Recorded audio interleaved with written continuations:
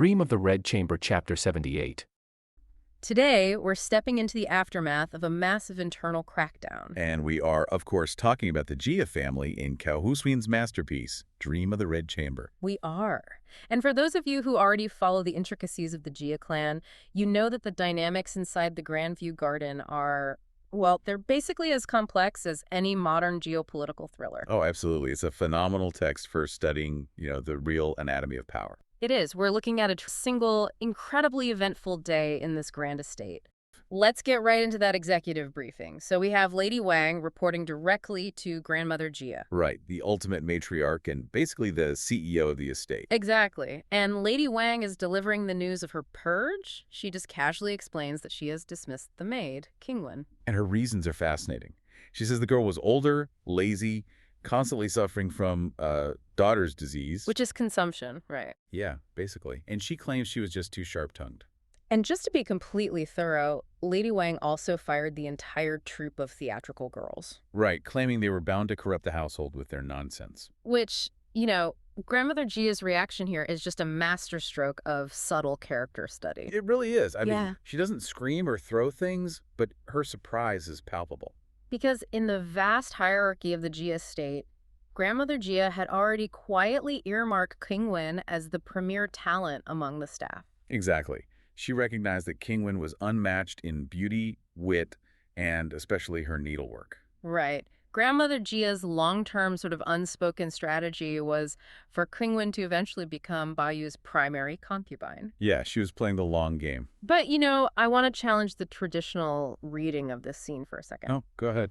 It's very easy to look at Lady Wang as just this malicious, puritanical villain, like she's destroying her son's beautiful, artistic world out of pure spite. Right, that's the common interpretation. But if we look at this from a strict management perspective, isn't Lady Wang actually making the necessary call, even if it's unpopular? Well, how do you mean? The Jia state is an incredibly bloated, financially strained organization.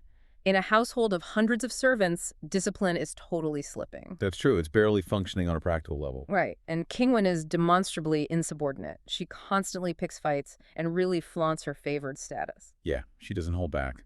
So doesn't Lady Wang have an obligation to prioritize institutional stability over her son's, aesthetic sensibilities? It feels like a corporate middle manager firing the CEO's favorite intern and frantically spinning the narrative. That is a highly pragmatic way to look at it, and I think Correct. it really highlights the fundamental clash in leadership styles between these two generations of women.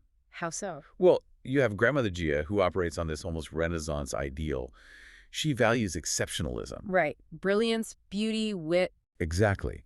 She believes a great aristocratic house should be populated by extraordinary people. And she's willing to tolerate Qingwen's sharp edges because of her immense talent. So she's like the classic visionary CEO who loves the brilliant but difficult rock star employee. Precisely. But Lady Wang is the one who actually has to keep the engine running day to day. She represents a much more rigid, neo-Confucian demand for absolute compliance. So to Lady Wang, exceptionalism is actually a liability. 100%. A maid who is too beautiful or too clever is a threat to the moral order of her son's quarters. She even explicitly states her philosophy, right?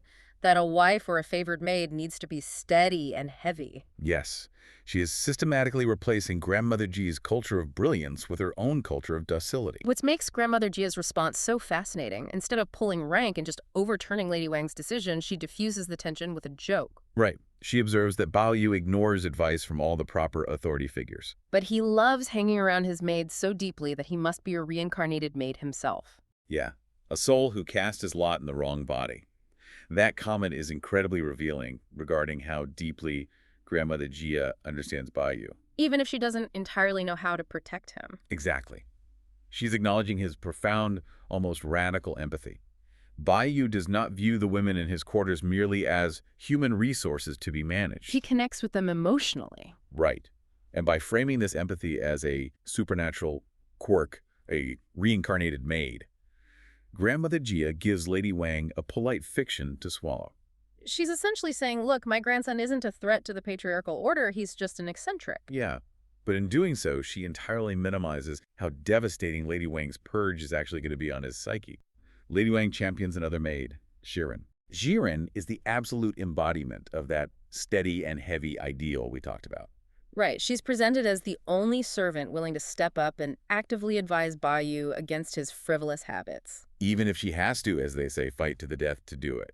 Lady Wang reveals this brilliant, if highly unethical, financial maneuver. This part is wild. It really is. She tells Grandmother Jia that she has secretly stopped Jiren's official maid pay from the general household ledger. Right. And instead, Lady Wang is now paying Jiren 2 taels of silver directly out of her own personal monthly allowance. And she explicitly states she is keeping this off the books. She does it so Baoyu doesn't find out and throw a fit, and so Jiren feels a unique personal obligation to her alone. How does creating a shadow payroll actually help the household, though? Well, to fully grasp the magnitude of this, you have to look at the economic structure of an 18th century aristocratic Chinese household. Okay, lay it out for us. The official ledger is the ultimate symbol of institutional authority. It's audited, it's visible to the estate managers like Shifeng, and it flows downward from Grandmother Jia. So by removing Jiren from that public ledger... Lady Wang is executing a massive subversion of the established hierarchy. By paying her from a private purse, Yiren's loyalty is instantly severed from the institution of the Jia clan. And severed from Baoyu, who is supposed to be her nominal boss, her loyalty is now bought and owned entirely by Lady Wang. It's the ultimate creation of a shadow payroll. And Grandmother Jia's reaction to this, she praises it. Which is crazy. It highlights a cynical but vital truth about power in the Grandview Garden. Institutional titles are largely ceremonial. Right. True. Functional power is derived entirely from who controls the hidden purse strings. Grandmother Jia recognizes the tactical brilliance of establishing a patron-client relationship that bypasses the formal chain of command. So they are knowingly constructing an invisible panopticon around the young master. Oh, totally. Every conversation Baoyu has, every poem he writes, every minor infraction. It's all now being monitored by an operative he believes is his devoted servant. It transforms his private sanctuary into a surveillance state. And, when you introduce that level of covert surveillance and paranoia into an environment, it doesn't just affect the targets. No, of course not. The toxicity inevitably bleeds outward. It infects everyone who comes into contact with it. Which brings us to the collateral damage among the elite guests. Right. Lady Wang's web of secrets makes the Grandview Garden practically radioactive. And the smartest people in the room are the first to realize they need to evacuate. Yes, which leads to the sudden departure of Baochai. Right. A prominent relative who had been residing in the garden. Baochai packing up and leaving immediately after the raid on the maids' quarters. It's just a masterstroke of self-preservation. Oh, absolutely. Lady Wang is completely panicked by this, though. She assumes her son, Baoyu, must have mouthed off and offended Baochai. But the estate manager, Shifeng, reads the room perfectly. She deduces that Baochai, being incredibly astute, left to avoid the sheer awkwardness of the recent search. Because if Baochai stayed, she risked either having her own maids subjected to the humiliation of a search, or she would be visibly exempted, which breeds resentment and suspicion anyway. Right. Shifeng understands the brutal politics of avoidance in a high-context culture. When the atmosphere is thick with paranoia, just being close to an investigation is functionally identical to guilt. Baochai is entirely innocent, but she knows that merely existing in a space where loyalty is being violently questioned is a losing proposition. So Lady Wang summons Baochai to clear the air, essentially hoping to convince her to stay and validate that the garden is still, a respectable place. And Baochai delivers what is arguably the most flawlessly constructed diplomatic deflection in literature. It's basically a masterclass in PR. It really is. She offers 3 bulletproof, highly practical reasons for moving out. First, she claims her mother is sick, her spirits are low, and she needs her daughter's care. Hard to argue with that. Exactly. Second, her brother is preparing for his wedding, and she simply must be home to help organize the linens and utensils. Right. And finally, she notes that the side gate to the garden is a security risk, people use it as a shortcut, and it's time for the household to cut expenses anyway. The brilliance of Baochai's defense lies entirely in what she deliberately omits. Yes. There's no mention of the raid, no mention of the toxic surveillance, and definitely no mention of her own discomfort. She literally weaponizes the core values of their society against Lady Wang. She does. It's like a slick, modern politician caught near a scandal who suddenly resigns, to spend more time with my family. Yeah, it's the ultimate unassailable excuse. If Lady Wang argues against the sick mother, she violates the sacred tenet of filial piety. And if she argues against the wedding preparations, she disrespects crucial family rituals. Right. And by mentioning security and cutting costs, Baotai is playing directly to Lady Wang's current obsession with austerity. Bao Chai is practicing the high art of offering a golden bridge for her opponent's retreat. In this culture of communication, direct confrontation is a catastrophic loss of face for everyone involved. Everyone in that room, Lady Wang, Shifeng, and Baochai, knows exactly why Baochai is really leaving. Of course they do. But Baochai constructs this polite, culturally sacred fiction so that everyone can agree to believe it. It allows Lady Wang to accept the departure without having to admit that her own paranoid leadership style is what drove their most prestigious guest away. It's a mutual agreement to uphold a lie just to maintain the social fabric. Like, we will all pretend your mother needs you so we don't have to acknowledge that my house is falling apart. It's fascinating, but also incredibly bleak. It is. And while the adults are busy playing this high-level 4D chess managing shadow payrolls, orchestrating purges, executing flawless PR spin, the person standing at the absolute center of this web is completely disconnected from it. Yeah, Baoyu is just absorbing all the collateral damage of their political maneuvers. He's the focal point of the entire dynasty's expectations, yet he's entirely isolated in his emotional reality. And this contrast is brought into sharp relief when he returns from an outing with his father, Jiazhang. Right. On paper, Baoyu has just had a wildly successful day that validates everything his family wants for him. He was out circulating with high society figures. He brings back prestigious gifts, fine fans, calligraphy brushes, and this highly symbolic sandalwood protective Buddha from Duke King. And Grandmother Jia is overjoyed. This is the aristocratic son performing his duty perfectly. But Baoyu just mutters that his bones ache from riding and abruptly leaves the celebration. Because the physical exhaustion is just a cover for profound psychological depletion. Yeah, the public performance of the dutiful, successful heir requires him to suppress the heavy, secret grief he's carrying over the banishment of Qingwen.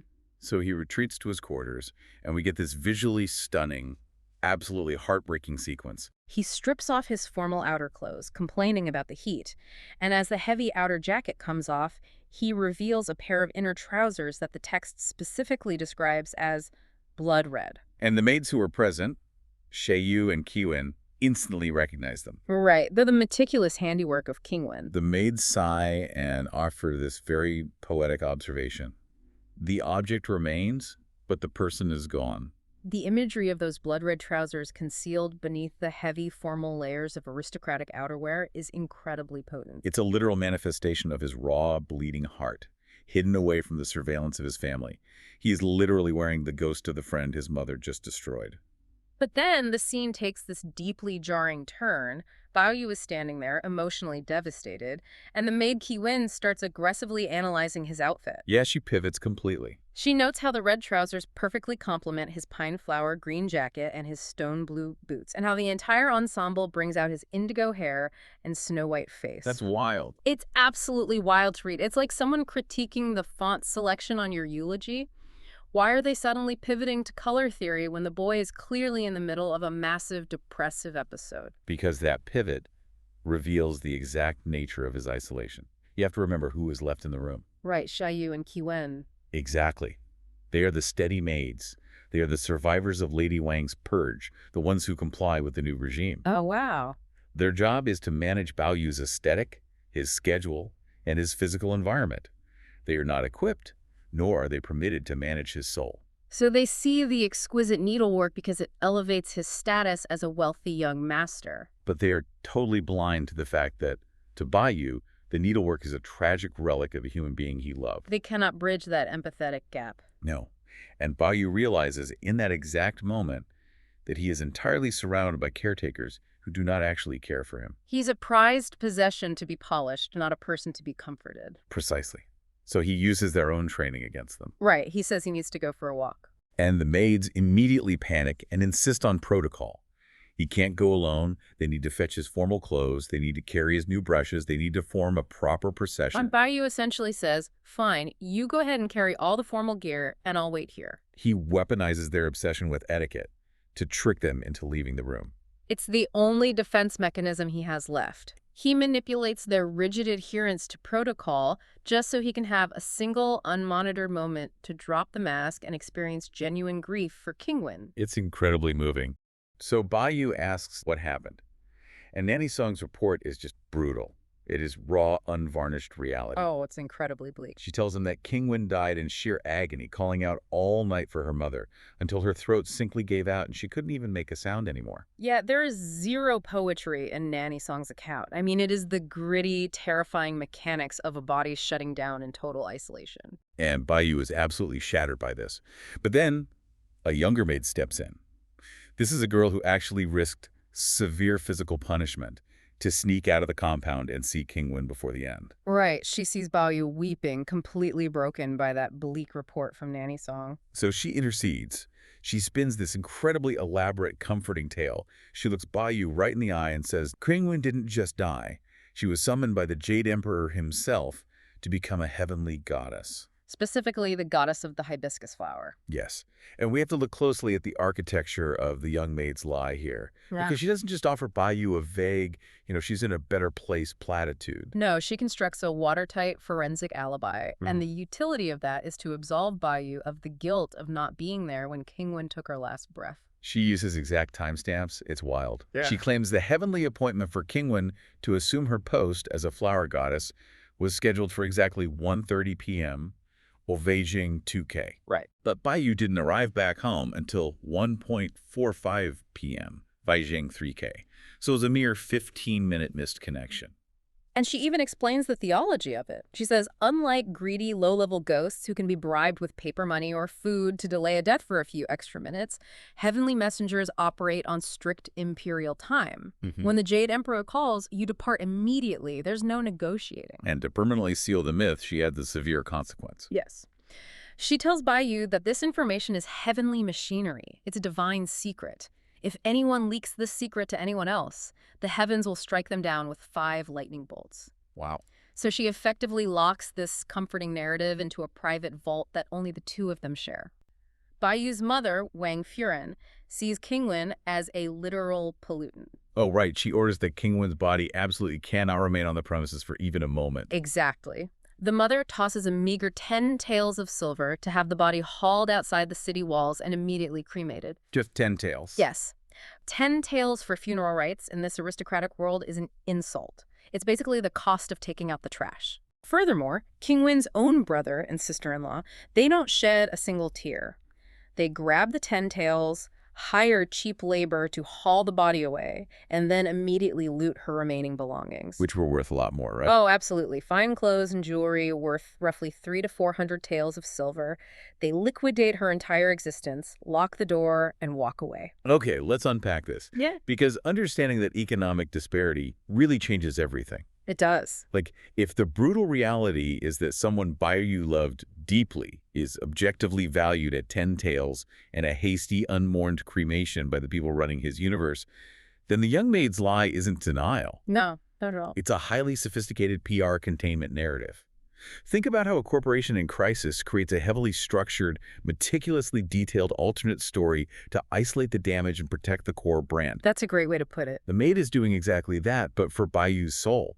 Like, she is collaboratively constructing an alternate reality designed entirely to absorb the fatal shock of how little human life actually matters in their society. Precisely. The myth of the hibiscus goddess is Baoyu's survival mechanism against a ledger that says Qingwen's life was worthless. It restores agency and cosmic dignity to a girl who is treated like disposable property. And he desperately wants to make this myth real. Yeah. He puts on formal clothes, sneaks out of the safety of the garden, and goes to where he thinks her coffin is being held. He wants to pay his respects to the new goddess. Right, he wants to perform the ritual. But he just hits a brick wall. He finds that empty, locked house you mentioned. The greedy family is gone. The body is gone. All the physical evidence of her existence has just been scrubbed clean. Yeah. So defeated and entirely powerless, he wandered back into his home, the Grandview Garden. And this physical transition marks a massive psychological shift in the chapter. We move from the acute, sharp shock of a specific death into this creeping atmospheric dread of systemic decay. He goes looking for any kind of familiar comfort, right? Yeah. He heads to Hangwu Courtyard, which is the residence of another major character, his cousin Baoyu. But when he crosses the threshold, he finds it completely abandoned. It's totally empty. Yeah, the only living soul there is an old woman sweeping up dust from the floorboards. And she informs him that Baoyu has moved out. And standing there, it suddenly hits him. The idyllic, fiercely protected world of his youth is disintegrating right in front of his eyes. The author brilliantly lists the absences piling up in Baoyu's mind, almost like a tolling bell. The vibrant maids, Siki, Ruhua, and Fengguan, they have all been expelled. Qingwen is dead. Right. And another cousin, Yingshun, is receiving marriage proposals and will soon be shipped off to another family. The entire social fabric of his sanctuary is just unraveling. Here's where it gets really interesting. Because the way the author describes the environment here perfectly captures how institutional rot actually feels. Oh, absolutely. It's not like walking through your old college dorm. Think about walking through the grand headquarters of a historic corporation the week before it officially declares bankruptcy. Oh, that's such a good analogy. Right. The architectural facade is completely intact. The marble floors are still shiny, the decorative fountains in the lobby are still running perfectly, the lighting is beautiful. But the people who gave the building its purpose, the ones who made the actual decisions, they're all gone.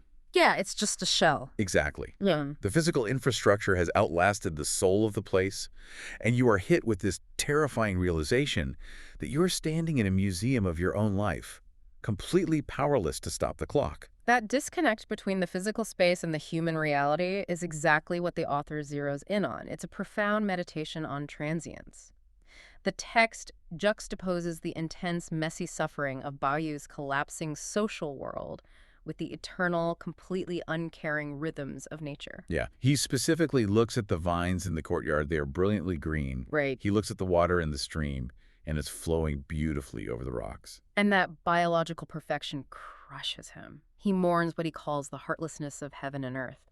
The green vines don't wither just because his heart is broken. The water doesn't pause its flow just because his friends have been exiled.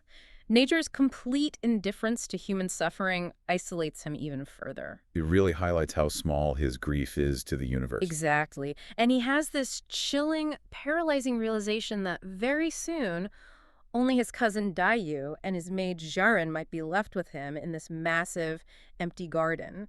It's that universal anxiety of being the last one left at the table as the lights are being turned off. But just as he's completely drowning in this quiet, private melancholy, literally walking back to his room with his head hanging down in defeat, we get absolute whiplash. Total tonal shift. He is abruptly intercepted. The servant runs up and says, "Quick, your father is looking for you. He has an excellent topic for you to write about." It is a violent, intentional shift by the author. Baoyu is yanked by the collar out of this internal, very feminine world of quiet mourning and emotional vulnerability. Yeah. And he's dragged directly into the loud, patriarchal, public world of men. He walks into his father's study, and Jia Zhang is sitting around with all of his bureaucratic scholar friends. And they aren't talking about private grief or the indifference of nature. No, not at all. They are discussing a very different kind of death. Yeah. And they're turning it into a public spectacle. They are enthusiastically discussing a historical legend about a figure named Prince Heng of Qingzhou and his concubine Lin Xingyang. According to the narrative Jia Zhang presents to the room, Prince Heng was deeply fond of both beautiful women and military martial arts. So he decided to combine his two passions and trained his concubines in combat. And Lin Xingyang was the absolute best of them. She was so skilled with a weapon and so remarkably beautiful that the prince made her the commander of these female troops. He officially gave her the title General Guiwa, which translates roughly to the elegant or alluring general. Now, the historical context here is crucial to understanding what happens next. The region was attacked by rebel forces, specifically the Yellow Turban and Red Eyebrow rebels. And those are massive uprisings, right? Huge. In the scope of Chinese history, these names evoke massive, terrifying peasant uprisings that historically threatened to topple entire empires. So when Prince Heng underestimates them, rides out lightly armed, and gets himself killed, it is an existential crisis for the city. And here is where the story gets incredibly dark and, honestly, really damning for the men involved. Yeah, it does. When the prince dies, all the male, civil, and military officials in the city basically look at this massive rebel army and say, well, if the prince couldn't beat them, we certainly can't. Right, they panic. They cowardly prepare to open the gates and surrender the city to the rebels. But Lin Xinyang, the concubine, refuses.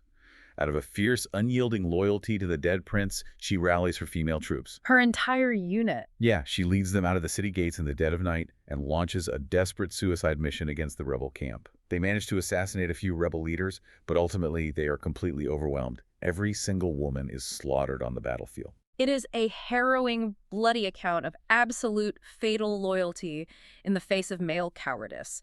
And yet, the scholars sitting in Jia Zhang's study are absolutely delighted by it. Right. They call it a wondrous tale. They eagerly praise the title, General Guiwa, as incredibly charming and romantic, and then the text reviews exactly why they are so interested in this tragedy. Yes, they aren't just swapping historical trivia over tea, they are actively writing poetry about her. Right. Jia Zhang explains the bureaucratic mechanism at play.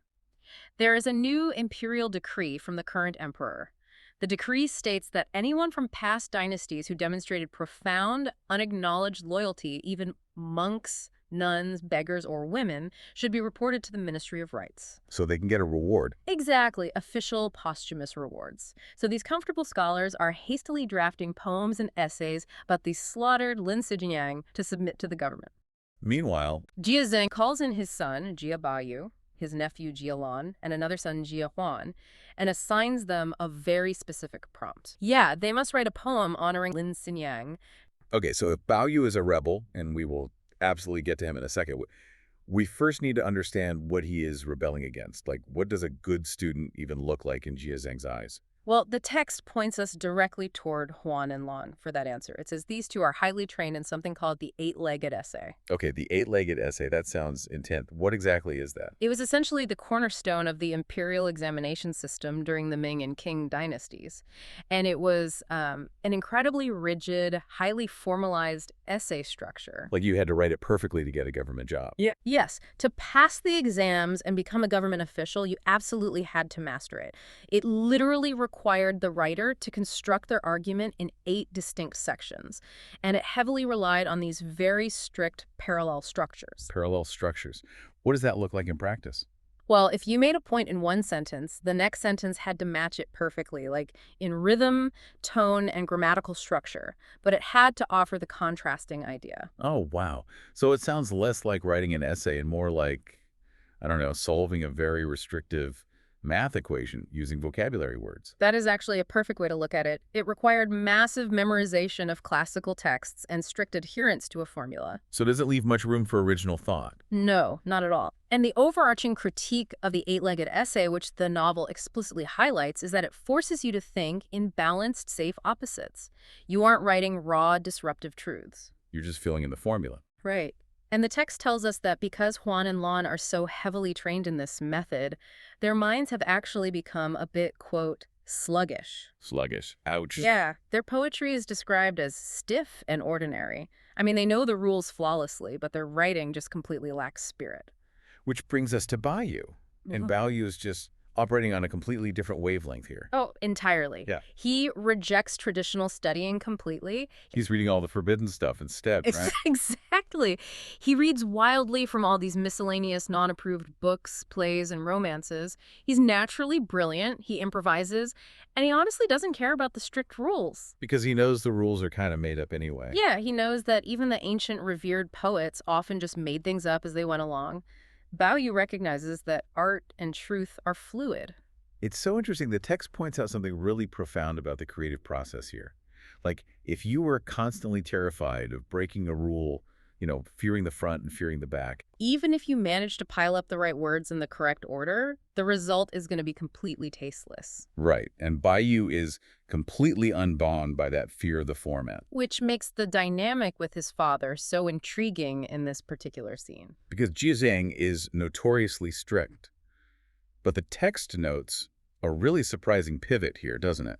It does. Jia Zhang is actually softening toward Baoyu. He looks back at his own family tree and realizes his ancestors were kind of wild and unconventional, too. Like the really successful ones weren't the ones following the rules. Exactly. None of the really great ones ever succeeded through those traditional exams, so he is actively choosing not to force Baoyu into that standard mold anymore. That feels huge, like a massive moment of clarity for a guy who literally represents the institution. It is profound. Jiazing has spent his whole life trying to force his family into the proper institutional mold of success. But he looks at history and realizes the institution does not have a monopoly on talent. He sees that Baoyu's untamed talent actually has power. Yes, his raw literary intuition possesses a power that the formal exams just cannot measure. He's basically making peace with the fact that brilliance doesn't always arrive in the package you ordered. I love that. But to really appreciate Baoyu's untamed brilliance, we need to look at the warm-up acts first. We do. We need to see what standard celebrated competence looks like in this room. Right, so Jia Zhang offers a prize to whoever finishes their poem first, and a bonus for the best overall poem. And the 13-year-old nephew, Jia Lan, is the first to hand in his assignment. The kid is fast. He is. He writes a quick 4-line poem praising Lin Xinyang. He writes about her jade bones and iron guts, noting that she died for Prince Heng and made the dirt of King Zhu fragrant with her sacrifice. And then Jia Huan finishes next. He delivers an 8-line poem. Right. He writes about her leaving her embroidery screen to go fight. And he mentions that even though she failed to avenge the prince, she left behind a legendary tomb that will be remembered forever. And while this is happening, you have this peanut gallery watching everything Jizing's advisors and these literary guests. They serve as a really fascinating mirror for society's expectations. These guests are incredibly polite and, entirely conventional. They're just hyping up the kids. Exactly. They praise young Lan for his family learning, which implies he has been taught the correct forms well. And they praise Huan for his maturity and his elevated theme. While Jia Zing plays the modest father, waving off their praise like, oh, it's just a child's babble. Standard polite society behavior. Okay, but I have to admit, reading through these translations, I felt a little bit of pushback. Oh, how so? Well, I mean, for a 13-year-old to write a poem on the spot about a warrior's jade bones and iron guts, that sounds incredibly impressive to me. Are we being a little too harsh calling these boys rigid or uninspired? That's a really fair question. We have to draw a distinction here between technical proficiency and true artistic resonance. Okay, so they have the technical part down. Right. You are picking up on the fact that for a 13-year-old, completing this task so quickly is absolutely a feat of mental agility. But what Lan and Han are doing is essentially assembling prefabricated blocks of meaning. Prefabricated blocks, like cliches. Kind of, yeah. Jade bones, iron guts, leaving the embroidery screen. These are highly established historical tropes. They are just reaching into the toolbox of conventional poetry and pulling out the expected phrases to assemble a correct response to the prompt. Oh, I see. So they recognize the type of question being asked, Right. and they just filled in the corresponding bubbles on the test. That is the exact trap of the institutional mindset. They pass the test, but look at what is actually missing from their poems. The emotion. Exactly. They haven't captured the tragedy, the chaos, or the massive emotional scale of what actually happened to this warrior. They have merely summarized historical footnote using the proper vocabulary. So they are competent, but they aren't really alive to the reality of the subject. Perfectly said. Meanwhile, while his cousins are racing to hand in their papers and get their little gold stars, Baoyu is just standing there. He's totally lost in thought. He hasn't even started writing. Right. And when his father finally asks him what he's doing, Baoyu declares that the prompt itself is fundamentally flawed. I love this moment. He says the topic of the Giwa general is simply too grand, too tragic for a short, rigid poem. He insists it requires a long, ancient-style narrative poem, a form called a song or a gexing. He compares it to Bai Juyi's famous epic, The Song of Everlasting Sorrow. Which is just a phenomenal leap in critical thinking. He is completely rejecting the parameters of the assignment. He actually uses this brilliant methodology to explain himself, stating it's, quote, like a tailor measuring the body before cutting the cloth. The form has to fit the subject. You cannot squeeze an epic bloody tragedy into 4 neat little lines of parallel text. Right. It's not just that Baoyu hates rules. It's that his cousins are trying to build a skyscraper using the blueprints for a birdhouse. That is a great analogy. Baoyu recognizes that you need an entirely different architectural foundation to support the weight of a tragedy like this. But Why a Gexing specifically? What is it about that format that makes it the right blueprint? Well, a 4-line or 8-line poem in this tradition is highly constrained. It acts like a snapshot, capturing a single emotion or a brief summary. A Gexing, on the other hand, is a much older, much freer form of poetry. So it doesn't have those strict parallel rules. Far fewer of them, yeah. It allows for shifting meters, fluctuating rhyme schemes, and dramatic pacing. It gives the poet the mechanical flexibility to actually build deep narrative arcs, to transition from quiet beauty to chaotic violence. It's basically the only vehicle capable of holding the grief of a battlefield slaughter without flattening it into a cliché. Exactly, and the guests in the room are actually blown away by this meta-level analysis. They really are. They point out that analyzing the format before you even begin writing is the mark of a seasoned master. Because it shows he isn't just regurgitating facts. He is intentionally constructing an architecture for an emotional experience. And this structural thinking is what finally wins over Jia. The strict patriarch actually agrees with his rebellious son's assessment. He does. He literally picks up a brush and volunteers to become Baoyu's scribe. It's like if the teacher asked for a 5-paragraph essay, and the student says, no, this story requires a 3-act Broadway musical, and then he makes his dad write down the lyrics. That's exactly what's happening, though Jia doesn't completely let go of his authoritarian dad persona. Oh, not at all. He hilariously threatens Baoyu, saying that if this big boast doesn't pay off, he is going to, quote, beat his flesh. Very dramatic. He's effectively saying, I'll play along and write down your epic poem, but this better be a masterpiece or you're in serious trouble. It really highlights the stakes. Baoyu has talked a big game, demanding this grander format.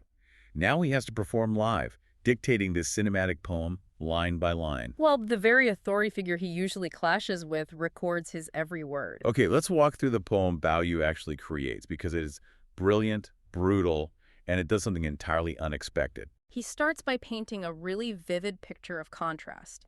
He describes Prince Heng, who loved both martial arts and beautiful women, so he decided to combine them. Right, he taught the delicate girls in his court to ride horses and shoot arrows. Baoyu spends the first section establishing the delicate femininity of these women, contrasting it heavily with the harshness of warfare. He talks about them raising spears and swords that seem way too heavy for their slender wrists. And he is deliberately lulling the audience, his father and the guest, into a sense of conventional, almost romanticized beauty here. Which leads to this incredible moment of tension in the room. Baoyu dictates a line setting up a visual. Lilac knots and lotus sash. And Jia stops writing and just scoffs. He hates it. Yeah. He tells his son this is weak filler. He argues that Baoyu has already established how delicate the women are, so bringing up their silk belts is redundant. Jia thinks it shows he's already running out of steam. He assumes Baoyu is falling back on those prefabricated blocks we discussed earlier. He thinks Baoyu is just throwing in pretty expected words to pad out the length of this grand epic he insisted on writing. But Baoyu is setting a trap. He calmly delivers the next line to complete the couplet. Not tying bright pearls, but tying a precious sword. Boom. The contrast is stunning. It really is. They aren't using their silk sashes to display jewelry. They're using them to strap on deadly weapons. And the guests absolutely erupt in praise. Because it's such a masterful poetic turn. Exactly. He uses the expectation of a trope, the delicate silk sash, and shatters it with the cold steel of the sword. It proves to Jia that Baoyu is completely in control of the narrative pacing. He is measuring the cloth perfectly. Yes. And once that tension is established, the poem abandons the glamorous, romanticized view of women playing at war. The narrative shifts into a stark, grim reality. The prince goes off to fight bandits, and he is defeated and killed. The imagery Baoyu dictates here loses all of its earlier warmth. It's so visceral. We hear about the sun shining on empty tents, rain washing over white bones, and ghosts guarding corpses under a cold moon. He strips away all the glory from the conflict. He creates a horrific, desolate landscape. And this dramatic shift in tone, which is only possible because he chose the flexible Gexing format, is necessary to set up the subversive climax that follows. Because with the prince dead, Baoyu describes what the professional military does next. The text tells us the generals and soldiers all just protected themselves. The actual professional male army flees the battlefield. They just run for their lives. The men who are officially tasked with defending the realm abandon their duty. So who stays? Lin Xinyang and her women. The people completely outside the formal military structure. Right. The ones who are just treated as an aesthetic novelty by the prince are the only ones who ride out to repay his kindness and defend his honor. The poem describes them riding into impossible odds. Tears on embroidered saddles, the night air cold on their iron armor. They're completely slaughtered. Their bones are crushed. They make the ultimate sacrifice while the professional army scatters. But the poem doesn't end on the battlefield, does it? The news of this defeat and this sacrifice reaches the capital, and the emperor panics. This is where Baoyu turns a historical tribute into a highly dangerous weapon. He describes the civil and military officials in the royal court hanging their heads in shame upon hearing the news. Baoyu dictates his final, devastating thesis. He says, why do these civil and military officials stand in the royal court if they can't even match Lin Xinyang in her boudoir? Think about the context. He is looking at a room full of male officials, including his father, and dictating a poem that calls the entire male political establishment a bunch of cowards compared to a concubine. Wait, isn't this incredibly dangerous? I mean, he's basically insulting everyone in the room. He is pointing out a massive systemic failure, but it's disguised beautifully as an ancient tragedy. The men who have all the institutional power, the ones who passed the rigid exams, who mastered the 8-legged essays. The ones wearing the official uniform. Yes, they are the first ones to run away when the reality of the world gets messy and dangerous. They know exactly how to pass the test, but they have absolutely no idea how to act when the test becomes real life. And that's the overarching critique here. The systems we design to measure competence often filter out true courage and true brilliance. Because the ultimate loyalty and bravery in this story come from the marginalized women who were never allowed to take the exams or hold official power in the first place. Baoyu is using the tragedy of Lin Xinyang to expose the hypocrisy and fragility of the entire male-dominated imperial court. What fascinates me is the reaction in the room. He feeds them this incredibly subversive poison pill, and it slides right down. They don't even seem to mind the insult. No, they are so captivated by the artistry, the pacing, and the emotional weight of the poem that they just praise him for it. Even Jie Zheng, the strict enforcer of the state's rules, just smiles and tells him he can go. And that is the absolute power of choosing the right format. Oh, I see. If Baoyu had simply written an angry, polemical essay calling the generals cowards, Jie Zheng would have beaten him for insubordination. But because he framed it as an epic, ancient-style narrative poem. Because he measured the cloth perfectly and built a beautiful architecture for his argument, he was able to speak a highly dangerous truth directly to power without being punished. That's brilliant. Meanwhile, have you ever been to a memorial or maybe just read an obituary that felt totally generic? Oh, yeah. Like they just filled in the blanks on a form. Right. You know the exact kind I mean. It's like they were a good person, they liked walking their dog, they will be missed. Yeah, it just feels so hollow. Exactly. Like society has handed us this prescribed script for how to process the end of a human life, and we are just, reading our lines. Well, today we are exploring the exact opposite of that. We really are. We're diving headfirst into a moment of just absolute unfiltered emotional rebellion. Profound moment of grief, and honestly, a moment of just startling literary genius. Yeah. We're looking at how the protagonist, the young nobleman Jia Baoyu, mourns his fiercely loyal, incredibly independent maid, Qingwen.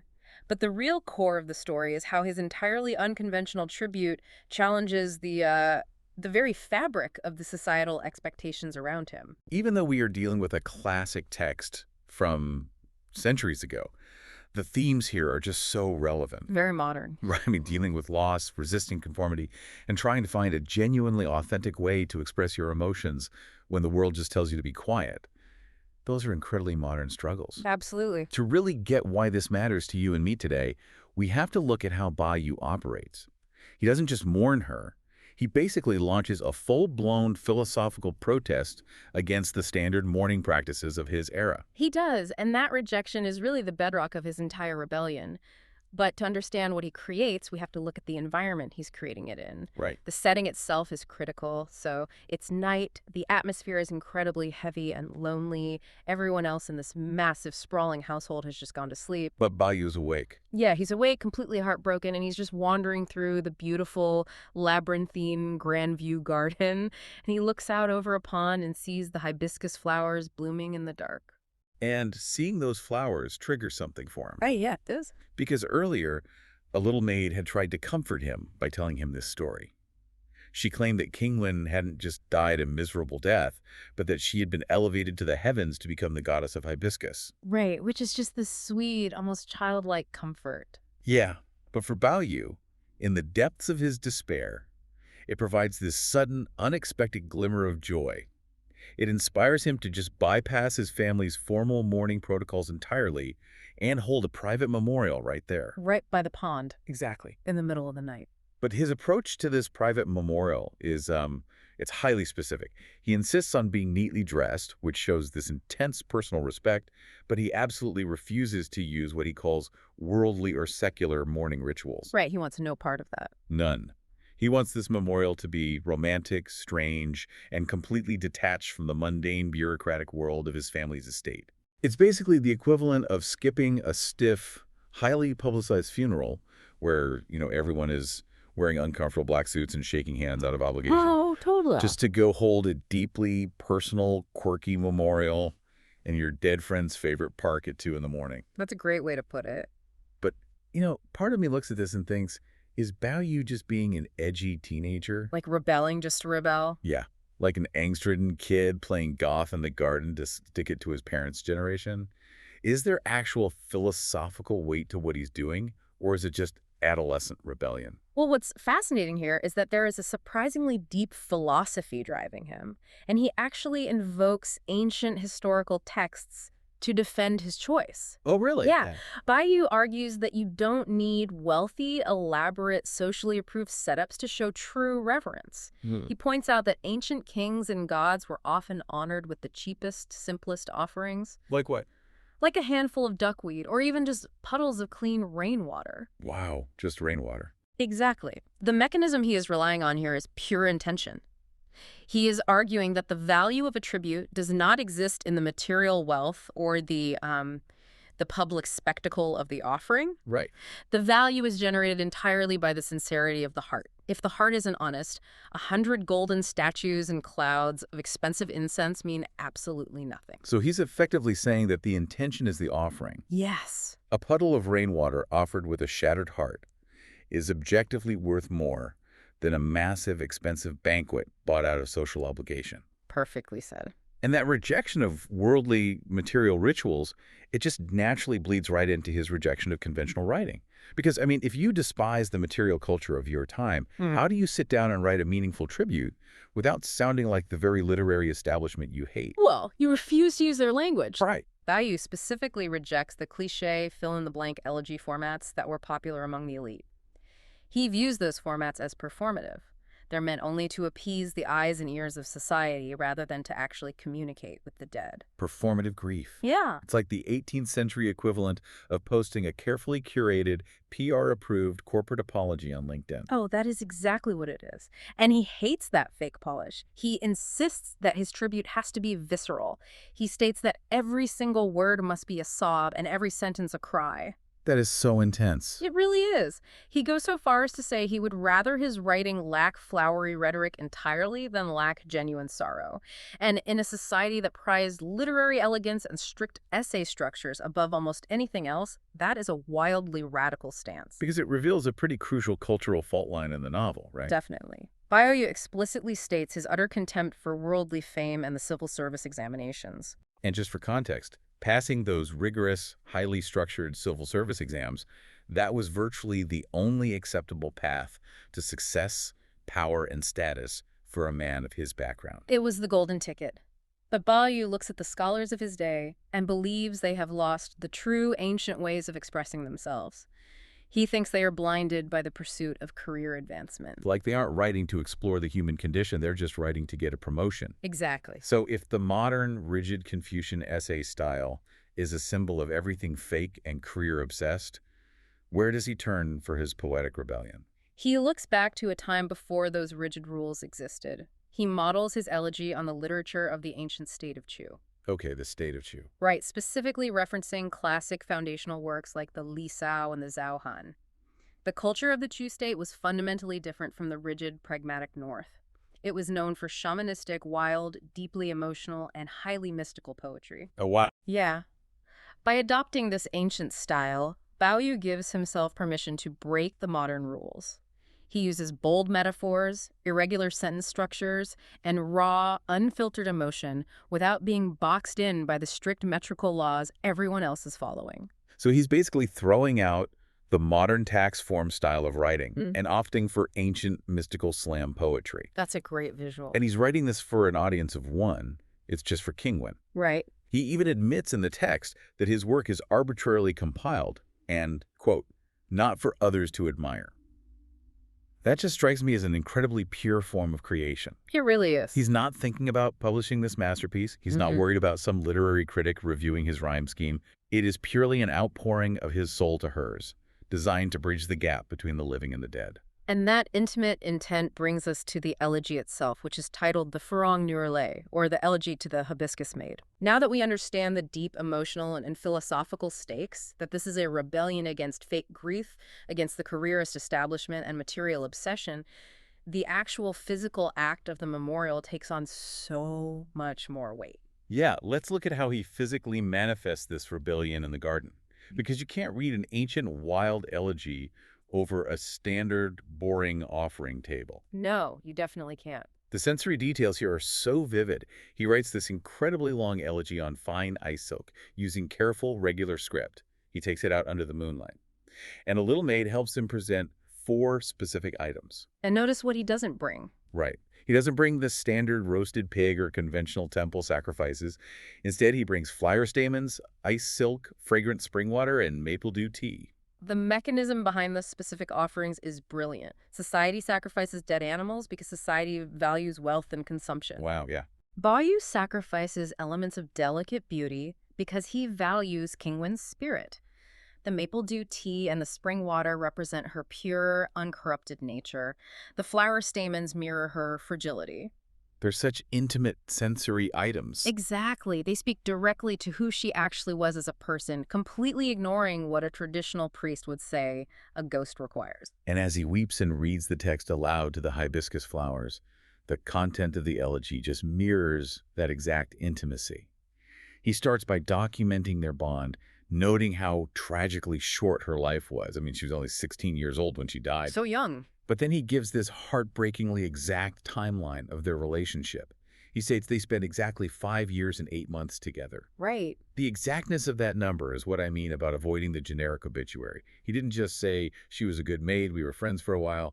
He counted the months. And we really need to pause on how subversive that exactness is. You have to remember the strict class dynamics of this era. Right. Baoyu is a wealthy male heir, and Qingwen is a servant. Exactly. And legally and socially, servants were considered disposable property, so for a young master to stand in the moonlight weeping over a servant and publicly documenting that he cherished every single day the 5 years and 8 months they shared. It's huge. It is a profound, radical elevation of a servant to the status of an equal.